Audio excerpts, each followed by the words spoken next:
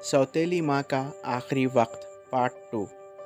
मैं गुस्से की हालत में सलमान को गोद में लिए अपने कमरे में पहुंची। वो सो गया था और मैं उसे अपने कलेजे से लगाए बैठी थी कि इतने में ही सलमान के अब्बू तशरीफ़ लाए। सलमान को इस हालत में देखकर घबरा गए और पूछा, क्यों, खैरियत तो है? मैंने आंखों में आंसू भरते हुए कहा। सलमान बिलख रहा था और वो हंस रहा था। मैं ना आऊँ तो सारी उंगली अलग हो जाए। सलमान के अब्बू इतना सुनते ही उनकी हालत कुछ से कुछ हो गई। वो बग़ैर कपड़े उतारे बाहर गए और इरफान को खूब पीटा। बच्चे की हैसियत ही क्या, हाथ की हड्डी टूट गई और इसका हाथ पकड़कर घर से निकाल दिया और सलमान को गोद में लेकर बैठ गए। उस वक्त मैं बहुत खुश थी और ठंडी सांस भरते हुए बाहर आई। रात चांदनी थी, 8 बज चुके थे। कोठी से फुसर फुसर की आवाज़ कान में आई। मेरे कदम अचानक रुक गए और मैं जब कोठी में दाखिल हुई, एहसान, इरफान का बड़ा भाई जो अब 10 बरस का था, मेरी सूरत देखते ही सहम गया। इसके गोद में इरफान का सर था। वो हाथ जोड़कर कहने लगा, ये सो गया, जागता ही नहीं, मैं इसको अभी ले जाता हूँ। एहसान ने रो रो के अपने भाई की हालत बयान की और उस वक्त मैं लर्ज़ गई। देखती हूँ तो इरफान बेहोश पड़ा है। घबरा कर घर में आई, संदूक खोलकर अतर निकाला और कपड़े निकाले। मैं जब कपड़े लेकर आई तो दोनों बच्चे जा चुके थे। मैं खामोश आकर बैठ गई और सारे मामले पर गौर किया तो बिन माँ का बच्चा बेगुनाह था। इस पर जो जुल्म टूटा वो दुश्मन को भी ना दिखाए। इसका मेरे आगे हाथ जोड़ना, बिलखना और रोना मेरे कलेजे के पार हो रहा था। दिल ने उस वक्त ये सदा दी और मैंने सोचा, अगर आज मेरा दम निकल जाए तो इरफान से बदतर हालत सलमान की होगी। इस ख्याल का दिल में आते ही आना था कि सलमान की यही हालत की तस्वीर आंखों में फिर गई। मैंने बुरखा ओढ़ा और बाहर निकल गई। कोठी के सामने कब्रिस्तान था। चांदनी रात 2 मासूम बच्चे खबर पर नजर आए।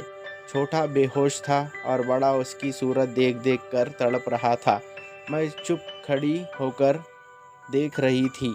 अचानक छोटा बेचैन हुआ और बड़े ने मुंह पर मुंह रख कर कहा, भाई उठ बैठ। इरफान ने कहा, भाई मेरे हाथ में बहुत दर्द हो रहा है। हाथ नहीं उठता। एहसान ने कहा, ला मैं अपना कुर्ता उतार कर तेरे हाथ पे बांध दूँ।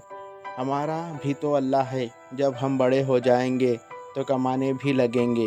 इरफान ने कहा, अच्छे भाई, खुदा के लिए मेरा सर दबा दो, बहुत दर्द हो रहा है। अगर अम्मा होती तो दबा देती। एहसान ने कहा, अम्मा के सामने अब्बा मारते ही क्यों? अम्मा के मरने ही से तो हमारी ज़िंदगी वीरान हो गई। इस कब्र में अम्मा मेरी सो रही है। अम्मा जान, हमको भी अपने कलेजे से लगा लो। यह कहकर दोनों भाई लपेट गए और बिलख बिलख कर रोने लगे। उस वक्त मेरी हालत भी बिगड़ चुकी थी। मौत मेरे सामने खड़ी थी और जुल्म नाहक की सज़ा दोज़ख के शोलों मेरे रूबरू भड़क रहे थे। मैं दोनों को उठाकर घर लाई, रात भर इनकी खिदमत की। सुबह उठते ही डॉक्टर को बुलवाया, हाथ पर पट्टी बंधवाई और सच्चे दिल से खुदा की हुजूर में तौबा की। वो दिन और आज का दिन, वो तीनों अब जवान हो गए थे और मेरा आखिरी वक्त था। मैंने कहा, बच्चों, एहसान, इरफान, उस जुल्म की आज मैं तुमसे माफ़ी मांगती हूँ। मेरी ज़िंदगी ख़त्म हो गई और मैं अब उस जगह जा रही हूँ जहाँ हर फेल की सज़ा और हर काम का सज़ा भुगतनी है। ऐसा ना हो कि तुम मुझ पर इस जुल्म का दावा करो। अब दोनों बच्चे अशरफ जहाँ बेगम से लपेट गए और धाड़े मार मार कर रो रहे थे और कह रहे थे, अम्मा जान, हमें तो वो बात एक ख्वाब सा याद है। हाँ, ये अच्छी तरह याद है कि आपकी मोहब्बत और आपका प्यार हकीकी माँ को भुला दिया। अब अशरफ जहाँ बेगम ने कहा, प्यारे बच्चों, मुमकिन है कि तुमको भी मेरी तरह ऐसे बच्चों से साबिक़ा पड़े, मगर याद रखो कि इनके दुखते हुए दिलों की आह अच्छी नहीं होती। जिस तरह मैं अपने फ़ेल पर नादिम होकर आज खुदा की हुजूर में जा रही हूँ, उसी तरह जाने की कोशिश करना। اور وہ موت ایسی ہوگی جس پر 1000 زندگیاں قربان ہو۔ ہیلو ویورز، میں ہوں آپ کا اپنا دوست سلمان۔ امید کرتا ہوں آپ سب خیریت سے ہوں گے۔ اگر آپ میرے چینل پہ نئے ہو تو میرے چینل کو سبسکرائب کریں اور بیل آئیکن کو آل پہ سیٹ کریں تاکہ میری ہر آنے والی اسٹوری کا نوٹیفیکیشن آپ کو ملتا رہے۔ اگر آپ کو یہ اسٹوری اچھی لگی تو اس اسٹوری کو بھی لائک کریں۔ تب تک کے لیے مجھے دیجیے اجازت۔ Thank you for watching.